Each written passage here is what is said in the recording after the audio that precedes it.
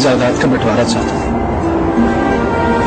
और वो जायदाद बांटने पर तैयार नहीं था।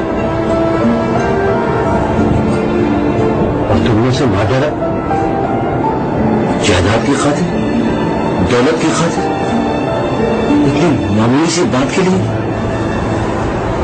यहां बैठकर ये सब बातें बहुत मामूली लगती, रुपया, पैसा, जायदाद बहुत छोटी बातें लगती। जब बाहर था तो मुझे पैसे के अलावा कुछ दिखता ही नहीं था, तो मुझे अपने रास्ते का कांटा लगता था, हर वक्त चुभता था मुझे। तुम उससे कोर्ट में जाकर उसे जायदाद ले सकते थे, मारना क्या जरूरी था? मैं उसे मारना नहीं चाहता था, सिर्फ रिवॉल्वर दिखाकर खौफजदा करना चाहता था, घर वालों को भी डराना चाहता था। लेकिन उस दिन जब रिवॉल्वर मेरे हाथ में आया तो फिर पता नहीं क्या हुआ। जब मैं होश में आया तो मेरा भाई जमीन पर गिरा हुआ था। एक ही भाई था मेरा, बहुत बड़ा दिल था उसका, बहुत एहसानात थे उसके मुझ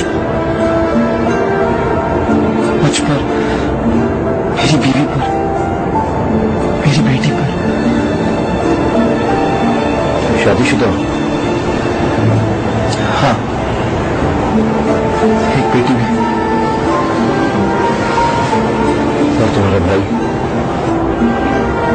वो भी शादीशुदा था और बाप बनने वाला था, मगर इस हादसे की वजह से उसकी बीवी को शौक लग गया और उसे मरा हुआ बच्चा पैदा हुआ। कोई मिलने आता है तुम्हें? सोनिया बीवी? घर वालों से छुपकर मिलने आती है। कितना अच्छा हुआ तुम्हें जेल में?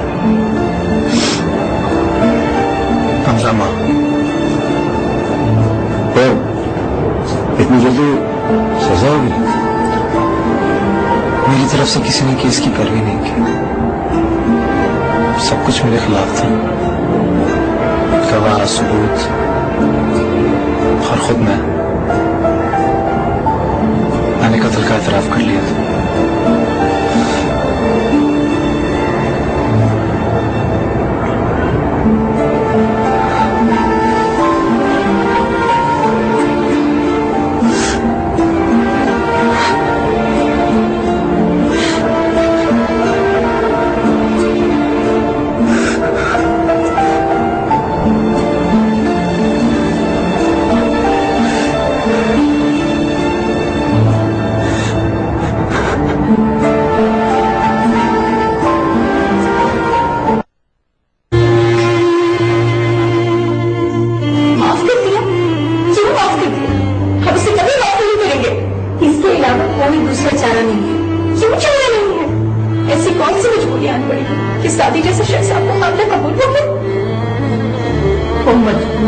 तुम नहीं समझ सकोगी।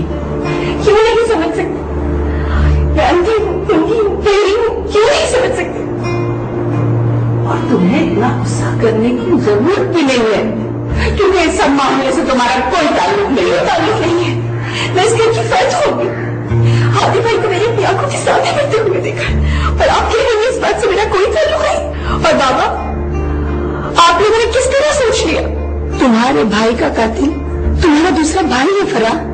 मेरा कोई दूसरा भाई नहीं है, था भी तो उसके साथ ही मर गया। और अब जो जेल में है वो सिर्फ उसका कातिल है, मेरा भाई नहीं। हादी सिर्फ तुम्हारा भाई नहीं था, हम सबका भी रिश्ता था उससे। और अगर फिर भी हम उसे माफ करने पर तैयार हैं तो यही तो जानना चाह रही हूँ, क्यों माफ करने पर तैयार है? क्यों? कल तक कोई इसका नाम नहीं लेना चाहता था और आज आप सब लोग माफ करने पर तैयार हो गए। इतना आसान है आप सबके लिए हादी भाई के कत्ल को भूल जाना? वो मर गए तो मर गए, कहानी खत्म। सोनिया और रोशन का सोचो बेटा, इस घर का सोचो, फैक्ट्री का सोचो। कौन चलाएगा इस सब कुछ? आग लगाने हर चीज को, जिसे संभालने वाला सादी हो। इतना तरस अम्मी, इतना तरस सोनिया और रोशन पर। रश्मा भाभी और उनकी बेटी का क्या होगा?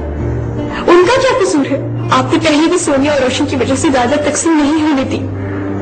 जायदाद पड़ी रही और हादी भाई और उनका घर तबाह हो गया। अगर आप जायदाद तकसीम हो जाने देती तो आज यहाँ पर हादी भाई होते, रुश्मा भाभी और उनका बेटा होता। और अब आपको फिर सोनिया और रोशन की फिक्र सताने लगी। वो को रह नहीं पड़ा, तुम्हारी भाभी और भतीजी है, फिर शादी के जुर्म की सजा उन्हें तो नहीं मिलनी चाहिए। शादी के जुर्म की सजा शादी को तो मिलनी चाहिए। अल्लाह है उसे सजा देते हो, ये सजा भी अल्लाह ही देने को कहता है। शादी में बहुत बदल गया है, बदल जाए, 100 बार बदल जाए, उनके बदलने से हादी भाई तो वापस नहीं आएंगे। बड़ा एक मौका दे दो उसे, माफ कर दो। आपके भाई को अगर कोई मार देता तो क्या आप उसे माफ करती थी? देखो फना, ये जो भी है बड़ों का फैसला है, तुम्हें इसमें बोलने की कोई जरूरत नहीं है। अगर बड़े ऐसा फैसला करेंगे तो हर एक बोलेगा। और बाबा आपको क्यों? आपको तो बड़ी मोहब्बत हुआ करती थी हादी भाई से, वो मर गई तो सारी मोहब्बत भी खत्म हो गई। फना, जब तुम ठंडे दिमाग से सोचोगी ना तो तुम्हारी समझ में आएगा।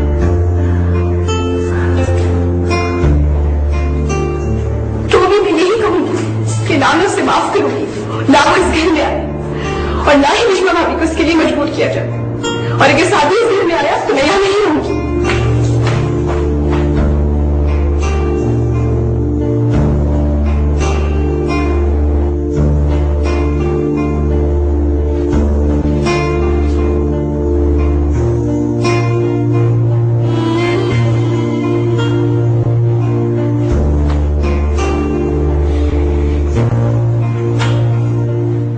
आज हसन साहब का फोन आया था, तुमसे बात करना चाह रहे थे।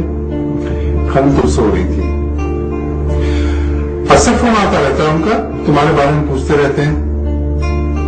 कह रहे थे उनकी तबीयत खराब थी, चंद दिन अस्पताल रह के आए हैं। तुमसे मिलने के लिए आना चाहते थे, लेकिन नबी इस पर राजी नहीं था और फिर तुम उनका सामना करने से कतरा रही थी। अच्छे लोग हैं हसन साहब और उनकी बीवी। मैं जानती हूँ अच्छे लोग। नहीं ना उनसे कभी फायदा, आप कुछ परेशान लग रहे हैं। नहीं, परेशान नहीं हूँ। मैं तुमसे एक बात कहना चाहती हूँ। क्या बात? हसन साहब और उनकी फैमिली ने शादी को माफ कर दिया। वो इस केस की पैरवी नहीं। केस की पैरवी? नहीं, आपको कोई गलत फहमी हुई है। मुझे कोई गलत फहमी नहीं है। हसन साहब ने मुझे खुद बताया। माफ भी नहीं कर दिया, वो तो माफी के भी काबिल नहीं है। वो चाहते हैं कि तुम भी उन्हें माफ कर दो। मैं भी माफ कर दूं ताकि वो फांसी से बच जाए, वो बाहर आ जाए। तुम कसास की रकम के एवज वो माफी चाहते हैं। कसास? आपने सब कुछ सुन कैसे लिया?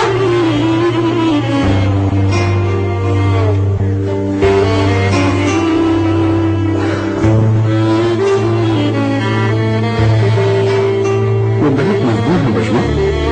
पैसे लेके मैं हादी के कातिल को माफ कर दूं और फिर उस रुपए से क्या करूं? फिर क्या होगा? तेरे पास बड़ा सा घर होगा, गाड़ी, बैंक बैलेंस, नौकर चाकर, सारी आसाइशात होंगी, पर मेरा बच्चा हादी तो नहीं होंगे ना मेरे पास। आपकी तो सब कुछ होगा। मुझे तुम तक एक पैगाम पहुंचाना था। तुम जो चाहो फैसला कर सकते हो, मैं तुम्हें मजबूर नहीं करूंगा। बस तो फिर आप उनसे कह दें, चाहे सारी दुनिया एक तरफ हो जाए, एक तरफ अकेली मैं हूं, मैं उसको माफ नहीं करूंगी। और वो रकम की एवज मुझसे सारी की मौत नहीं खरीद सकते। और मुझे अगर सारी जिंदगी में अदालतों की चक्कर काटनी पड़ेगा तो मैं लगाऊंगी।